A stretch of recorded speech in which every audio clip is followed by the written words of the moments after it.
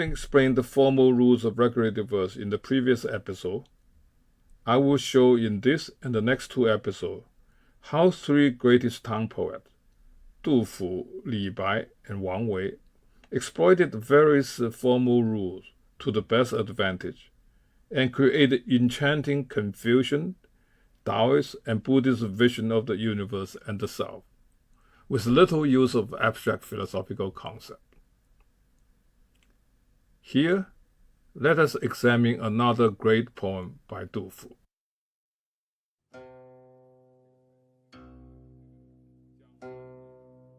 The Jiang and Han Rivers.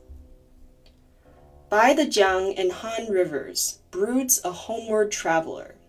Between heaven and earth is one worthless scholar. A lone cloud and the sky and I join in being far away. A long night and the moon and I share the loneliness. The setting sun, yet I remain ambitious at heart. The autumn wind, from illness I will recover. From antiquity, all the old horses that people kept, not always were chosen for long distances. This poem by Du Fu invalidates the simplistic notion that poetry is a temporal art while painting is a spatial one. The poem lends itself to both spatial and the temporal reading. If we divide the poem into two columns along the vertical line separating the bisyllabic and the trisyllabic segments, we may read it vertically, column by column. Such a reading is spatial in the sense it breaks up the line-by-line sequence of normal reading to reveal two highly coherent clusters of images. The left column consists of images of the universe, ranging from Qiankun, an alternative name for heaven and earth, to panoramic river scene, and to atmospheric phenomenon cloud and autumn wind. The other column consists of a series of remarks about the poet himself. Du Fu, as the homeward traveler, his sense of failure, his exile and loneliness, and his determination to achieve his ambition despite his illness and aging. While this spatial reading underscores the juxtaposition of the universe and the self, a temporal reading reveals the poet's inner process of observation and contemplation. Reading the poem line by line sequentially, we see a topic plus comment construction in all but the last two lines.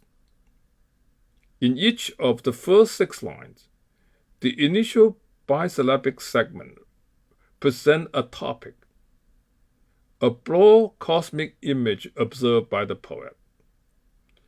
The trisyllabic segment, on the other hand, introduces a comment. In the opening couplet, the immense universe, Jiang and Han River, and the Qiankun induce a pathetic and diminutive self-image, homeward traveler, and worthless scholar. In the second couplet, the image of lone cloud and the long night thicken the mood of loneliness and melancholic brooding, but the ensuing comment signified a slight relief from loneliness through an empathetic joining of man and nature. Like the second couplet of Spring Scene, this second couplet creates the idea of man-nature empathy through a skillful manipulation of syntactical ambiguity. Here, join and share imply 2 or more subjects, but the only one is made explicit, sky and the moon, depending on which implicit subject we supply. This couplet lends itself to 3 different readings. The first reading is, a lone cloud and the sky are together far away. A long night and the moon share the loneliness. The second reading, a long cloud, and the sky and the eye are together far away. A long night, the moon and the eye share loneliness. The third reading, a long cloud, a long pause. The sky and eye are together far away. A long night, a long pause.